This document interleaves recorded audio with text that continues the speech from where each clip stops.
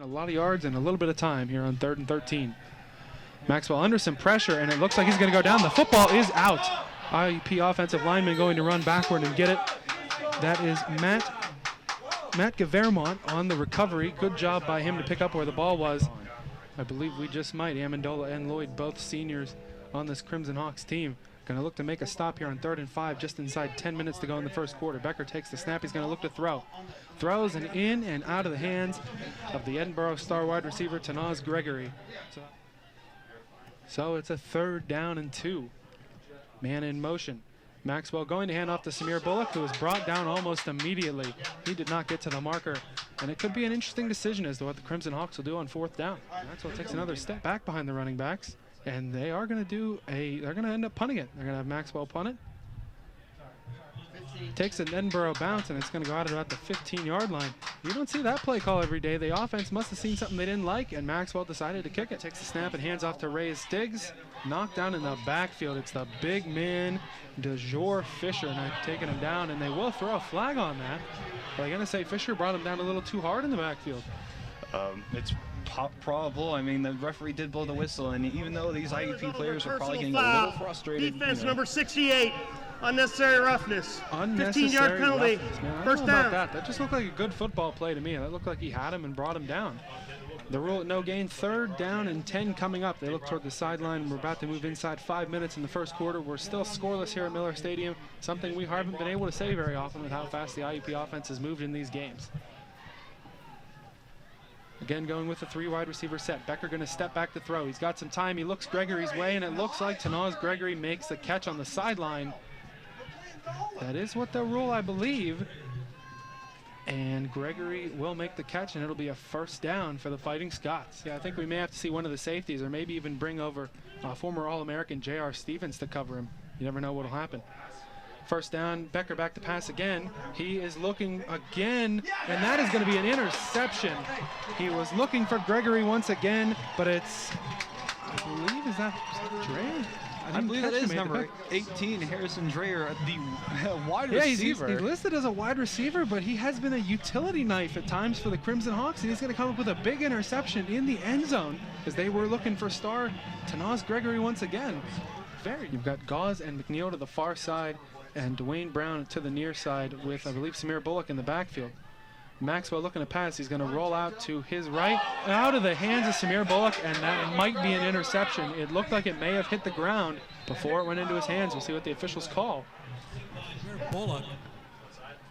That was Joshua Boyd there coming up with the catch. Great attention by him, be able to look that ball and come down with it, question mark? Yeah, I haven't seen an official make a definitive call yet. Ruling on the field is that the pass was intercepted. The ball did not hit the ground. 1st down, Edinboro. That ball was thrown. Becker dropping back to pass. He's looking for Tanaz Gregory. The throw in and out of the hands of the IUP defender. So that's an incomplete pass, and it'll be 4th down. And again, a tough decision to make. Freshman kicker Vincente Arrigato for a relatively long field goal. The kick is up, and it is going to land short. It is no good. Maxwell back to pass on 1st down. He's going to go deep for the first time today. He's looking for JoJo Gauze. And they are going to throw the flag. I was just about to say the defensive back got his hands on the receiver a little bit too much there, and it looks like the referees are going to make that call one way or the other. Number 14, Aaron Rodgers on the coverage. You have to, straddle that line of being an aggressive defensive back or throwing away the play and getting a pass interference call. So we're going to have to see what the referees have to say about that play. Discussing it right now. This is a sideline warning to Edinboro. This is your first official sideline warning. After this play, Maxwell takes the snap, going to fake the handoff. He's looking to throw, and he is drilled. A big-time sack from Maurice Sims, the defensive back for Edinboro. Anderson in the slot, Samir Bullock in the backfield. 3rd down, Maxwell takes the snap. He's looking to throw. He's throwing deep. He's got 2 men out there. Which one of them will get it? It will be Dwayne Brown. Was he in bounds? They say no. The line judge says Brown is out of bounds. Same personnel once again. Becker takes the snap. The pass goes to his man again, looking to break a tackle, but is knocked out of bounds once again. Khalil Jackson II makes the catch and moves the chains. 3rd down and 9. Becker Going to hand off to the running back, Ray's Diggs. IUP wasn't expecting that. And it looks like he is going to be brought down a couple of yards short of the marker. The kick is up, and the kick is good. Edinboro strikes first on senior day at Miller Stadium. Arriagato makes the field goal. Yeah, Maxwell sitting at 6'3", 229 pounds. He's not exactly a player that I would try to tackle up on top on the shoulders. Maxwell fakes the handoff to Anderson. He's going to be going deep.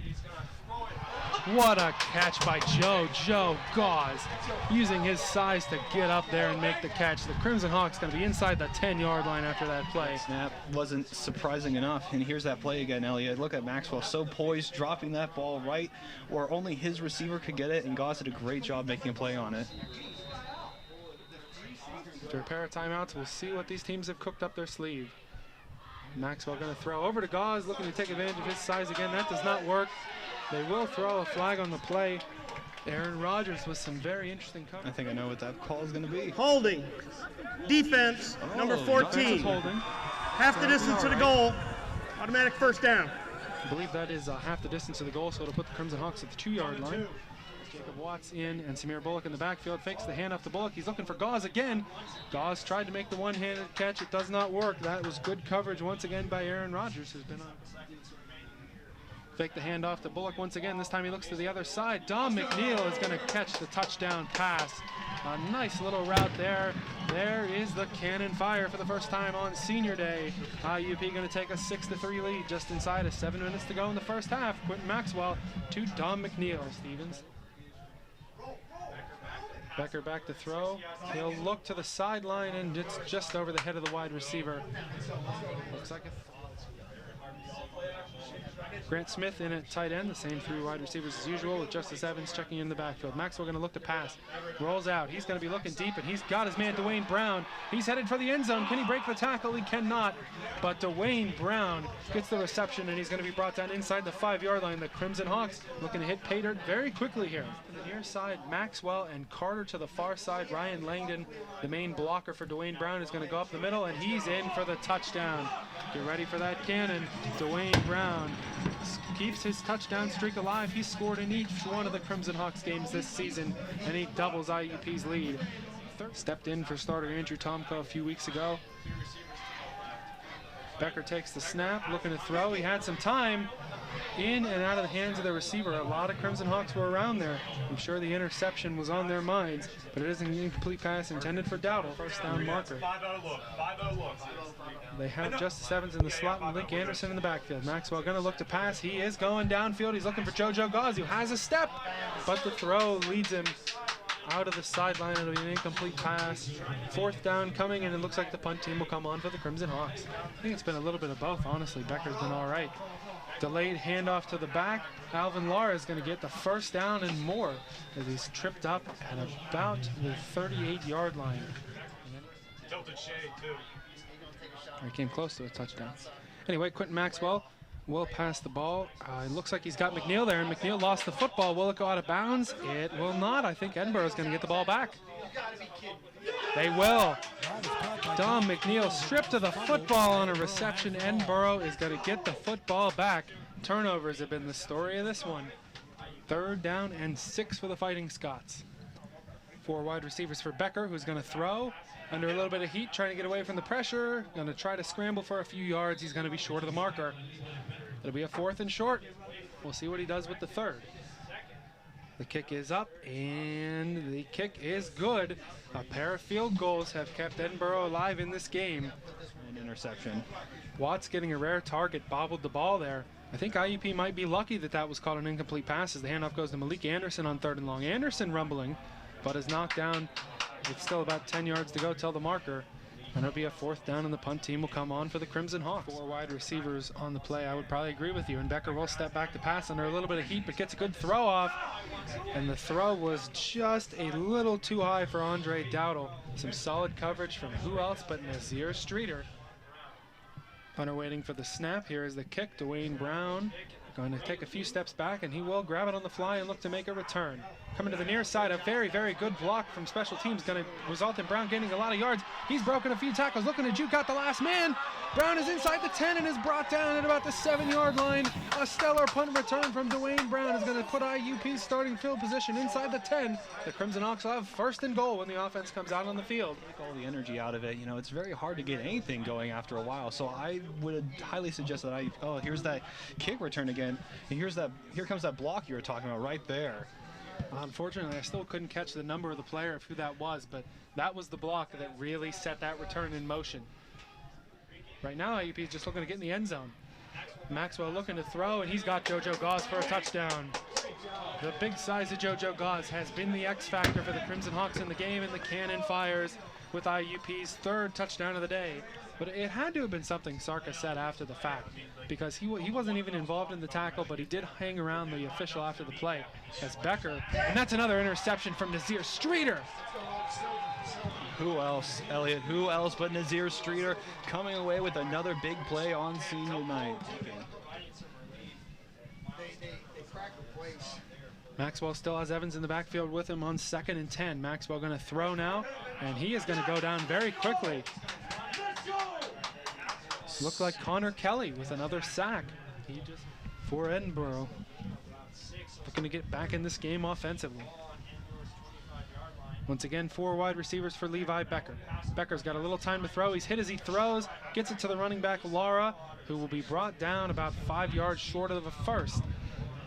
But they've got a good shot here. It's 3rd down and 3. Man moves in motion. Becker takes the snap. They'll hand it off to the running back, Lara, who is tripped up and knocked down, I believe, just short of the marker. Absolutely, that cannot be underestimated, the fact that Edinboro has done a very valiant effort in coming out here to Miller Stadium and trying to take on the Crimson Hawks in their own hawk nest, as some would say. Becker a little too high for his man. He was looking for Khalil Jackson the second. I want him to go down. 3rd down and 10, he's going to pass, and there's his big arm going out again. Dwayne Brown has a step on the receiver. He's going to bring it in, and it's touchdown Brown. He's very close. He'll be brought down at the 1-yard line. Will work, especially with guys like Zach Kelly, or even tight end. There's a couple of different tight ends that could work their way in. In any case, looks like it's Justice Evans with the touchdown for the Crimson Hawks. 35-6 lead. 9 minutes, 11 seconds left in the ball game. Levi Becker takes the snap. Quick throw. And that will be a very, very nice catch by Andre Dowdle. Able to tiptoe on the sideline and gain probably another 4 yards than what he would have. And it'll move the chains for the Fighting Scots. Unsportsmanlike conduct, but he's made 5 extra points. He's had a very, very good season, even being named Conference Player of the Week against Lockhaven. Becker's pass falls in the middle of nowhere. Crimson Hawk logo at midfield had the best chance of catching that one. He's one of today's captains. He wasn't dressed for today's game, but he's been impressive on the Crimson Hawks offensive line as Reese goes down deep. Don McNeil has a step. It hits the back of Aaron Rodgers, the defenseman. And it'll fall incomplete, and the Crimson Hawks punt team will come back out. Down and 17. Becker takes the snap. He'll fake the handoff. Looking for his man, and it's almost intercepted. He definitely knows he could have had that one, Zion Cobb. Of course, as the rankings sit right now, IUP would host Shepherd, who are ranked number 5. Levi Becker steps back to pass on 4th down, and he'll be brought down by Dondre Tillman. The senior gets the sack, and the ball will go back to the Crimson Hawks on downs. Yeah, absolutely, Elliot. And that's the thing, is that they have 2 losses, so they're kind of on that bubble. Luckily, IUP only having 1 loss, and of course that's to the Rocks. So they may have a loss, but their spot is kind of set in stone.